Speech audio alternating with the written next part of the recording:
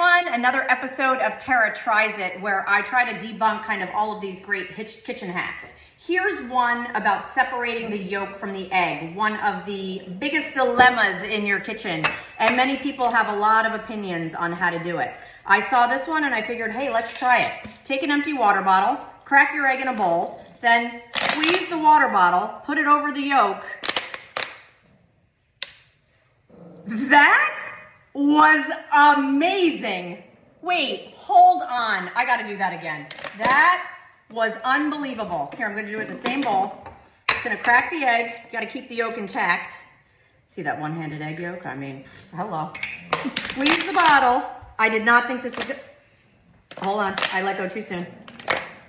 You guys, that was unbelievable. Unbelievable. The first one was a little better. I got a little excited, but this works.